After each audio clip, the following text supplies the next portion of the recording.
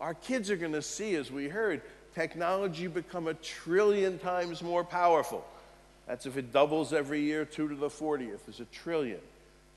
So the difference between the mainframe that filled this room and the cell phone, the mobile phone in your pocket, is 1 billion.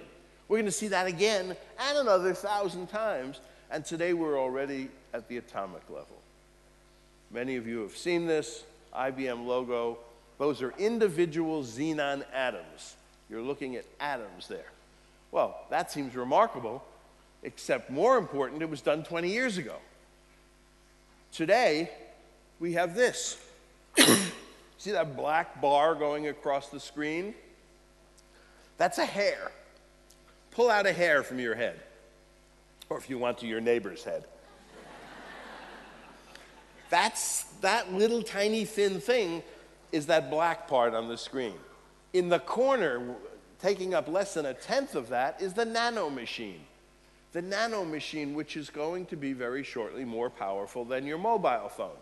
And those things are going to be running through our body, running through the environment, changing tons of things. The tools come fast. If you haven't heard of the last tool, MoSoSo, mobile social software. None of these tools were here 10 years ago, but they go fast. So what does a teacher do? What does an educator do? They don't have time to learn all this stuff and then to use it. We have to figure out strategies. And then it gets worse because these are our future students, right? My kid's had an iPhone since he was 3, but now they're starting even earlier. Here's a birthday party.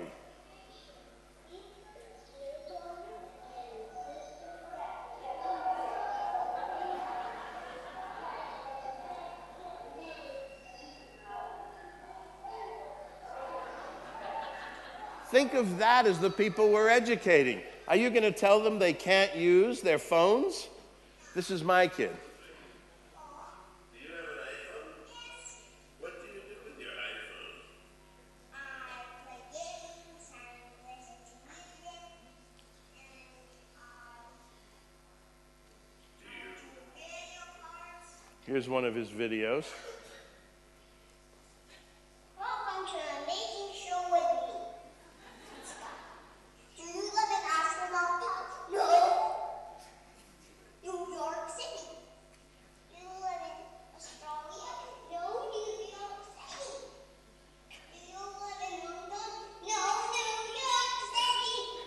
Now he knows where he lives.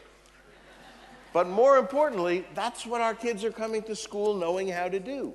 They can do this stuff. Do we have an education that meets their needs?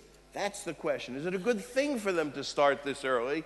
And when I watched him teach himself phonics and teach himself how to write on his iPhone, it's absolutely important if we can have balance, and we have to be able to afford it.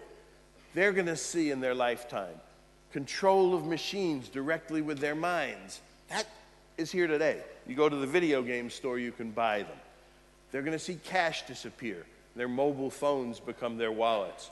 Implanted and wearable devices. They're going to see technology become 1 trillion times more powerful, and probably technology become more powerful than the human brain. They were born to this idea of rapid change in ways that we just weren't. And that's one of the things that makes this transition really hard. When you ask the kids how often should we change our teaching style, and we did this last night, well, the older kids say maybe once a year. The younger kids, every day. Every day. And we have to figure out how to do that. It means that we can't use the old stuff. We can't make a set of lesson plans and notes and use them for 20 years, as many of our teachers do today.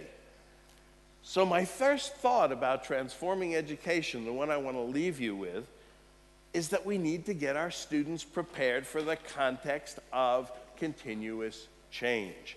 And we need to stay incredibly flexible as we do this. We're going to need to meld the good from the past and the fast-changing future. This is my favorite quote. We need to show reverence for the past, but not live in it. And we certainly don't want our students to go to school and be attending suddenly the 19th century. How do we do that? I've got a couple of ideas. One is to think in terms of verbs and nouns. We tend to think of our new things, our technology, our tools, as nouns. Should we use PowerPoint, email, Wikipedia, YouTube? Should we use an iPhone, whatever? Those are nouns. And they're tools, but they're tools to do something. They're tools to accomplish and learn skills. PowerPoint's a tool for presenting. Email's a tool for communicating. Wikipedia is a tool for learning. What's key is that the verbs, the skills, stay more or less the same. That's how we preserve the past. But the nouns change rapidly, especially going forward. So PowerPoint for presenting will change to Flash or something else. Communicating emails change to texting and Twitter. For learning, Wikipedia's change to YouTube, might change to something else. These things are going to change. The verbs stay the same. We want our kids to think critically and present logically and communicate and to make good decisions, etc. But the nouns are all over the place. And ideally, we'd like our kids to use the latest, most up-to-date noun for the various skills we're teaching. They need the best way to network, the best way to communicate, present, calculate, learn, etc. So as teachers, what are the key verbs and skills are what we need to ask, and there's lots of them. And then, what nouns do we use today? What other nouns could we use? And are we using the best ones? That's what we have to ask ourselves. So if a teacher says, and we have in the States a lot of very good teachers who say, I'd never use another textbook for learning, for teaching, and we have a lot of students, you may have some of these here, who say, I never use my textbooks to learn, then we have to ask ourselves, is that the right noun to be using? Should we be spending any money at all on textbooks? So don't overinvest. Again, stay flexible. A lot of our kids say, they come to school and they say, when I come into the building, I have to power down. And they don't mean their devices. They mean their brains. They mean they get to do more powerful stuff outside of school than they do inside of school. They carry things like this, hugely powerful tools. They want their education to not only use those tools, but use them in a real way, which is very different than what's often heard, education should be relevant. Real means you can affect outcomes. Just like kids can choose the winner of whatever you call America's Idol, Spain's Idol, whatever you call it, they can vote. They know they can do that. They can affect the politics in the country. They can make changes. They can make companies change. Here's what I recommend that we do, that the students do. I recommend that starting today, all our students start a Twitter campaign to eliminate the necktie.